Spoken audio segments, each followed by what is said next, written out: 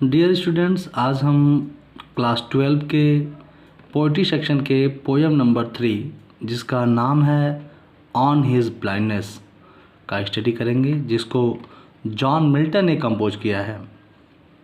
John Milton English literature के एक famous poet हैं, जिनके फेमस वर्क जैसे कि L'Allegro, Il Penseroso, Lycidas and Samson Agonistes, ये इनके फेमस क्रिएशंस हैं।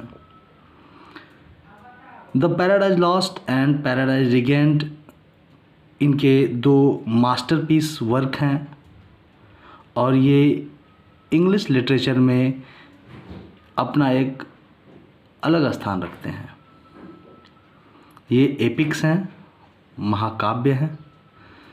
तो प्यारे बच्चों, आज हम इनके एक वर्क जिसका नाम है ऑन हिज ब्लाइंडनेस का स्टडी करेंगे। तो देखते हैं, ये जो ऑन हिज ब्लाइंडनेस है प्यारे बच्चों, यह एक सोनेट है। सोनेट में भी ये पर्सनल सोनेट है। जब पहले तो आप ये जान लें कि सोनेट कहते किसे हैं। सोनेट होता है 14 लाइन की कविता को इंग्लिश में हम सोनेट बोलते हैं। अगर वो 14 लाइन की कविता खुद के बारे में लिखी जाए तो वो पर्सनल सोनेट है। अगर वो 14 लाइन की कविता खुद के बारे में न लिख के किसी और टॉपिक पे लिखी जाए तो वो इम्पर्सनल सोनेट के नाम से जाना जाता है। जैसे आज हम जो पढ़ने जा रहे हैं वो ऑन हिज ब्लाइंडनेस, ये जॉन मिल्टन ने खुद के बारे में लिखा है और ये 14 लाइन का है, इसलिए हम इसे पर्सनल सोनेट के नाम से जानेंगे। और फर्स्ट ईयर में आपने पढ़ा होगा मर्सी, वो भी 14 लाइन की एक कविता थी। तो वो शेक्सपियर ने खुद के बारे में न लिख के किसी दूसरे टॉपिक पे लिखा, मर्सी पे लिखा, इसलिए वो पर्सनल सोनेट न होकर के इम्पर्सनल सोनेट था। तो आज हम देखते हैं कि on his blindness John Milton के द्वारा लिखा हुआ है।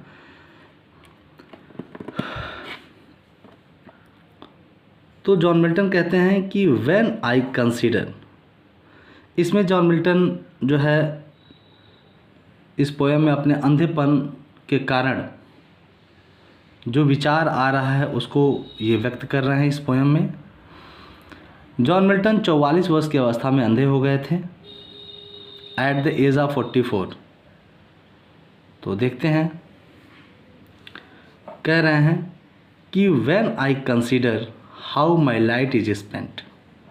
जॉन मिल्टन कह रहे हैं कि व्हेन, जब, आई मतलब मैं, कंसीडर मतलब सोचता हूँ, विचार करता हूँ। व्हेन मतलब जब, आई मतलब मैं, कंसीडर मतलब सोचता हूँ। जब मैं सोचता हूँ कि how my light is spent, कि हाउ मन कैसे, माई मतलब मेरी, लाइट मतलब आँखों की रोशनी, लाइट मतलब प्रकाश नहीं, लाइट मतलब आँखों की रोशनी, इज स्पेंट, स्पेंट मतलब चली गई। अब यहाँ स्पेंट का मतलब खर्च हो गई नहीं कहेंगे। तो देखते हैं, व्हेन मतलब जब, आई मतलब मैं, कंसीडर मतलब सोचता हूँ। जब मैं सोचता हूँ, how my light is spent, कि हाउ मन कैसे, माई मतलब मेरी, लाइट मतलब आँखों की रोशनी, इज स्पेंट मतलब चली गई। जब मैं सोचता हूँ कि how my light is spent, कि हाउ मतलब कैसे, माई मतलब मेरी, लाइट मतलब आँखों की रोशनी, इज स्पेंट मतलब चली गई, कि कैसे मेरी आँखों की रोशनी चली गई। इर हाफ माई डेज, इर का मतलब होता है बिफोर, इर का मतलब होता है पहले, हिंदी में कहें तो इसका मतलब होता है पहले, और इंग्लिश में बिफोर होता है।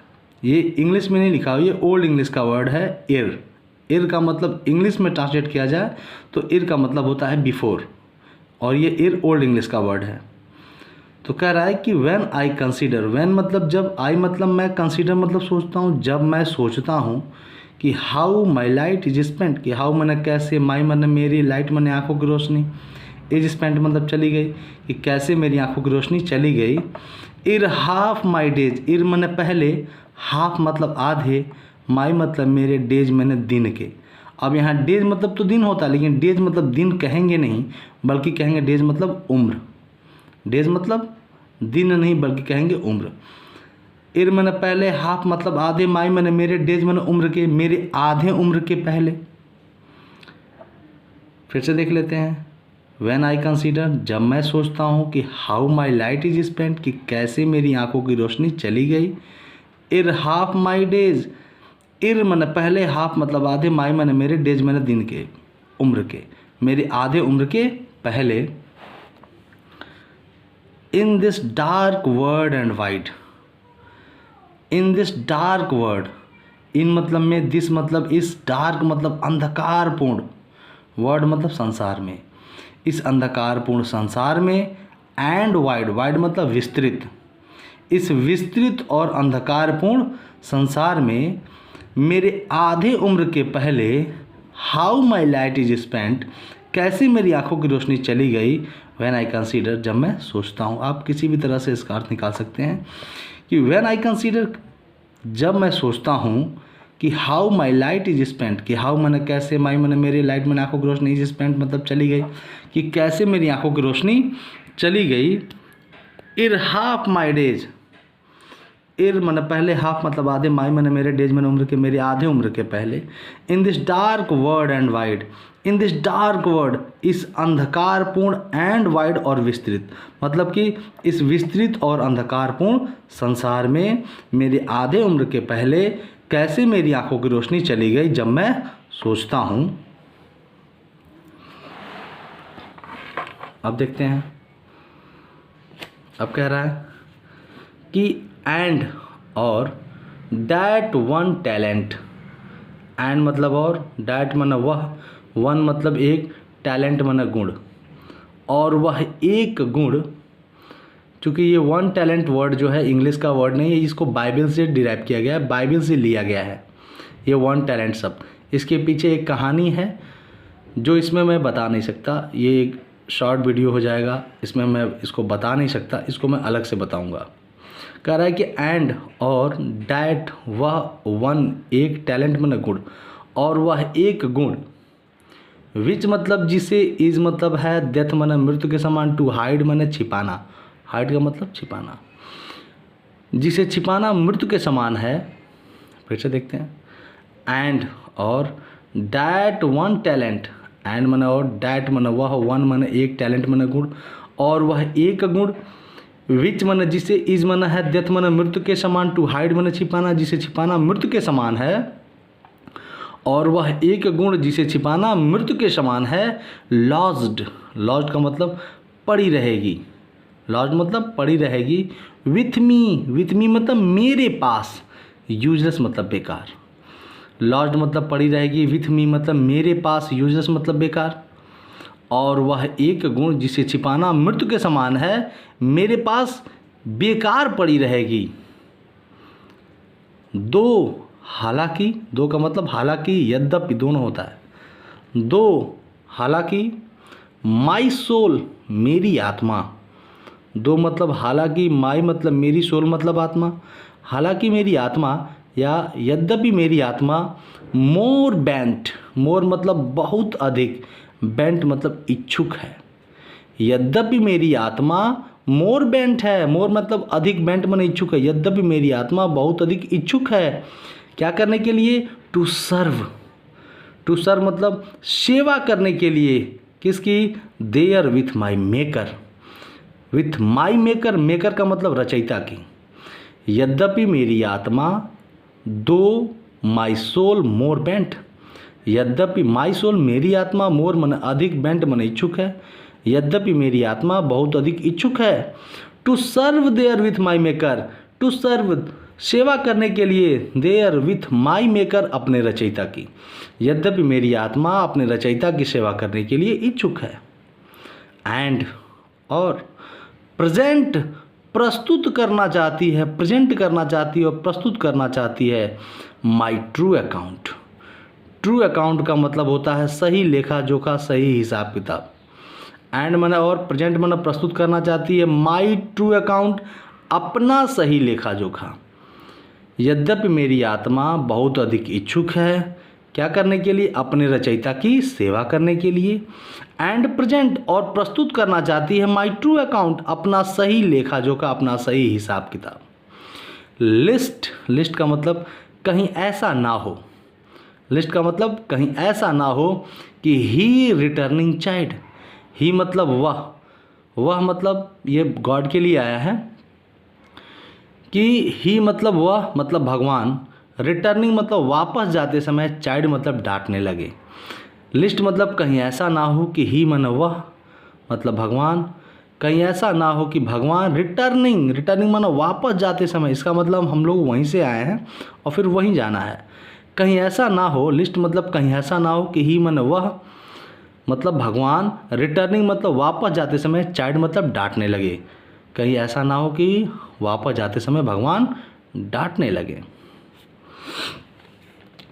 अब कह रहा है doth God exact day labour light denied. Doth God, अब दोथ ये ओल्ड इंग्लिश का वर्ड है, इसको मॉडर्न इंग्लिश में हम डज कहते हैं। ये दोथ ओल्ड इंग्लिश का वर्ड है, मॉडर्न इंग्लिश में इसको हम डज कहते हैं। अब ये जाने कि जब कोई भी सहायक क्रिया वाक्य के पहले आ जाती है तो वो क्या की अंग्रेजी बनाती है। तो दोथ मतलब डज, और डज मतलब सहायक क्रिया है, और जब कोई सहायक क्रिया वाक्य के पहले आ गई तो किसकी अंग्रेजी बनाएगी, क्या की। तो मान लीजिए ये डज लिखा हुआ है, डज पहले आ गया तो ये क्या की अंग्रेजी बनाएगी। तो देखते हैं कि दोथ गॉड, क्या भगवान, दोथ का मतलब क्या, गॉड माने भगवान, क्या भगवान एग्जैक्ट मतलब उम्मीद करता है, आशा करता है। एग्जैक्ट का मतलब उम्मीद करता है, आशा करता है। दोथ गॉड, क्या भगवान एग्जैक्ट उम्मीद करता है डे लेबर मतलब दिन भर लेबर करने की, परिश्रम करने की। दोथ गॉड, क्या भगवान एग्जैक्ट आशा करता है डे लेबर दिन भर परिश्रम करने की, लाइट डिनाइड, लाइट माने आंखों की रोशनी, डिनाइड माने छीन लेने के बाद, ले लेने के बाद। डिनाइड का मतलब छीन लेने के बाद या ले लेने के बाद। कह रहा है कि ये जॉन मिल्टन पूछते हैं, कहते हैं अपने अंतरात्मा से ही कहते हैं कि दोथ गॉड, क्या भगवान एग्जैक्ट आशा करता है डे लेबर माना दिन भर लेबर करने की, दिन भर परिश्रम करने की। क्या भगवान दिन भर परिश्रम करने की आशा करता है। लाइट डिनाइड, लाइट माना आंखों की रोशनी, डिनाइड मतलब ले लेने के बाद। क्या भगवान आंखों की रोशनी ले लेने के बाद भी दिन भर परिश्रम करने की आशा करता है।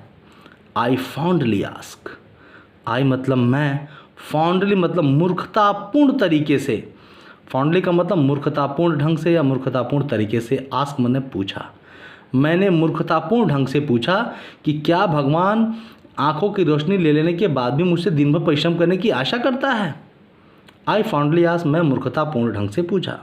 बट लेकिन पेशेंस मतलब धैर्य, लेकिन मेरे धैर्य ने, मेरे अंतरात्मा की आवाज़ ने, टू प्रिवेंट मतलब रोक देना, लेकिन पेशेंस ने, मेरे धैर्य ने, मेरे अंतरात्मा की आवाज़ ने मुझे क्या कर दिया, टू प्रिवेंट मुझे रोक दिया।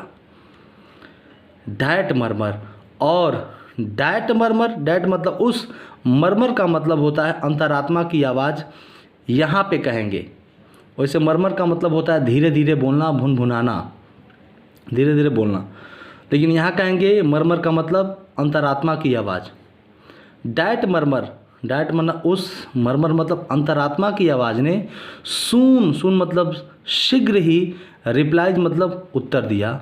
उस अंतरात्मा की आवाज़ ने सून मतलब शीघ्र ही, रिप्लाइज मतलब उत्तर दिया, जवाब दिया कि गॉड दोथ नॉट नीड, कि गॉड माने भगवान को, दोथ नॉट मतलब डज नॉट, दोथ मतलब डज, नॉट माने नहीं, मतलब कि गॉड डज नॉट नीड, कि भगवान को, दोथ नॉट नीड मतलब डज नॉट नीड, भगवान को डज नॉट मतलब नहीं है, नीड माने आवश्यकता, जरूरत, कि भगवान को जरूरत नहीं है, भगवान को आवश्यकता नहीं है। आइदर्स मैंस वर्क मनुष्यों के कार्यों की, भगवान को मनुष्यों की सेवाओं की, मनुष्यों के कार्यों की कोई ज़रूरत नहीं है, और न ही हिज ओन गिफ्ट, हिज माने उसके द्वारा दिए गए, गिफ्ट मतलब उपहार, नहीं उसके द्वारा दिए गए उपहारों के बदले उसे कुछ चाहिए। भगवान ने हमको बहुत कुछ दिया है, और वो सारी चीज़ें भगवान ने हमें गिफ्ट के रूप में दिया है। उन सभी चीज़ों के बदले भगवान ने हमसे कुछ लिया नहीं है। तो वही कह रहा है कि भगवान को मनुष्यों की सेवाओं की कोई ज़रूरत नहीं है, न ही हिज ओन गिफ्ट्स, और न ही उसे अपने उपहारों के बदले कुछ चाहिए। हु मतलब जो लोग, बेस्ट माने अच्छे तरीके से, बियर मतलब सहन करते हैं। हु मतलब जो लोग, बेस्ट माने अच्छे तरीके से, बियर मतलब सहन करते हैं। जो लोग अच्छे तरीके से सहन करते हैं। हिज माइल्ड ओक, हिज देखिए हिज का एच कैपिटल लेटर का आया है, इसका मतलब ये भगवान के लिए आया है। भगवान के लिए प्रयुक्त किया गया कोई भी शब्द का पहला अक्षर हमेशा कैपिटल होना चाहिए, यही ग्रामेटिकली ट्रू है। तो कह रहा है कि हु मतलब जो लोग, बेस्ट माने अच्छे तरीके से, बियर मतलब सहन करते हैं। जो लोग अच्छे तरीके से बियर करते हैं, सहन करते हैं। हिज माइल्ड ओक, हिज माने उसके द्वारा दिया गया, किसके द्वारा? भगवान के द्वारा दिया गया। माइल्ड माने हल्के फुल्के, ओक का मतलब होता है बोझ। हु मतलब जो लोग, बेस्ट माने अच्छे तरीके से, बियर माने सहन करते हैं, जो लोग अच्छे तरीके से सहन करते हैं। हिज मतलब भगवान के द्वारा दिए गए, माइल्ड माने हल्के फुल्के, ओक मतलब बोझ। जो लोग भगवान के द्वारा दिए गए हल्के फुल्के बोझ को अच्छे तरीके से सहन करते हैं, दे सर्व हिम बेस्ट। दे वे ही लोग, सर्व माने सेवा भी करते हैं, हिम माने उसकी, किसकी? एच बड़ा लेटर का, इसका मतलब भगवान की। वे लोग सेवा भी करते हैं, हिम माने उसकी, बेस्ट माने अच्छे तरीके से। जो लोग भगवान के द्वारा दिए गए हल्के फुल्के बोझ को, मतलब कि हल्के फुल्के परेशानियों को, रिस्पॉन्सिबिलिटीज़ को, जो लोग भगवान के द्वारा दिए गए हल्के फुल्के रिस्पॉन्सिबिलिटीज़ को, बोझ को, बर्डन को अच्छे तरीके से सहन करते हैं, दे सर्व हिम बेस्ट। वे ही लोग उसकी सबसे अच्छे तरीके से सेवा भी करते हैं। दे मतलब वे लोग, सर्व माने सेवा करते हैं, हिम माने उसकी, बेस्ट माने अच्छे तरीके से। वे ही लोग उसकी अच्छे तरीके से सेवा भी करते हैं। His state is kingly. His state, यहाँ एच बड़ा लेटर का होना चाहिए। हिज स्टेट, उसका, स्टेट मतलब राज्य, दशा दोनों होता है। हिज स्टेट उसकी स्थिति, स्टेट का मतलब स्थिति भी होता है, दशा भी होता है, राज्य भी होता है। हिज स्टेट उसकी स्थिति, किसकी स्थिति? भगवान की स्थिति। हिज स्टेट उसकी स्थिति, इज मतलब है किंगली, मतलब राजाओं जैसे या शाही। उसकी स्थिति, हिज स्टेट उसकी स्थिति, इज किंगली, इज मतलब है किंगली माने राजाओं जैसे। भगवान की स्थिति कैसी है? राजाओं जैसे है। Thousands at his bidding speed, thousands हजारों, एट हिज, हिज माने उसके पास, देखिए एच बायोटर का है, इसका मतलब भगवान के लिए आया है। थाउजेंड्स हजारों, हिज माने उसके पास, बिडिंग मतलब आज्ञा का पालन करने वाले, बिडिंग का मतलब आज्ञा का पालन करने वाले, स्पीड का मतलब तेजी से। भगवान के पास तो हजारों उसकी आज्ञा का पालन करने वाले हैं, जो तेजी से उसकी आज्ञा का पालन करते हैं, जिसको हम एंजल बोलते हैं, देवदूत, जो भगवान की सेवा के लिए तत्पर रहते हैं, जिसको हम इंग्लिश में एंजल बोलते हैं। तो कह रहा है कि थाउजेंड्स हजारों, एट हिज, हिज मन उसके पास, बिडिंग आज्ञा का पालन करने वाले, वो भी कैसे? स्पीड, तेजी से। भगवान की आज्ञा का पालन करने वाले हजारों हैं, जो तेजी से उसकी आज्ञा का पालन करते हैं। एंड और पोस्ट, जो पोस्ट कर देते हैं, एंड मन और पोस्ट मन फैला देना, और जो फैला देते हैं over land and ocean. Over, ये ओवर लिखा हुआ है, ओवर का मतलब ऊपर, एंड मन और, पोस्ट मन फैला देते हैं, ओवर मन ऊपर, लैंड मन धरती, एंड मन और, ओशियन मतलब महासागर। जो धरती और महासागरों के ऊपर फैला देते हैं क्या? उसके आदेशों को। जो भगवान के आदेशों को धरती, लैंड एंड ओशियन, धरती और महासागरों के ऊपर पोस्ट कर देते हैं, फैला देते हैं, विदाउट रेस्ट, बिना किसी आराम के। कह रहा है कि हिज स्टेट इज किंगली, उसका राज्य कैसा है, उसकी दशा कैसी है? किंगली, राजाओं जैसे है। थाउजेंड्स, हजारों, एट हिज बिडिंग स्पीड, उसकी आज्ञा का पालन करने वाले हैं, जो क्या करते हैं? पोस्ट ओवर, जो फैला देते हैं, लैंड एंड ओशियन, धरती और महासागरों के ऊपर, विदाउट रेस्ट, बिना किसी आराम के, जो उसके आदेशों को बिना किसी आराम के धरती और महासागरों के ऊपर फैला देते हैं। दे आल्सो सर्व, दे मतलब वे लोग, आल्सो मतलब भी, वे लोग भी, सर्व मतलब सेवा करते हैं, हु मतलब जो, दे मतलब वे, आल्सो मतलब भी, सर्व मतलब सेवा करते हैं, हु मतलब जो, वे लोग भी सेवा करते हैं, हु मतलब जो, ओनली माने केवल, स्टैंड माने खड़े होते हैं, एंड वेट और इंतजार करते हैं। वे लोग भी भगवान की सेवा करते हैं जो केवल खड़े होते हैं, एंड वेट और अपनी बारी आने का इंतजार करते हैं कि मेरा नंबर कब आएगा।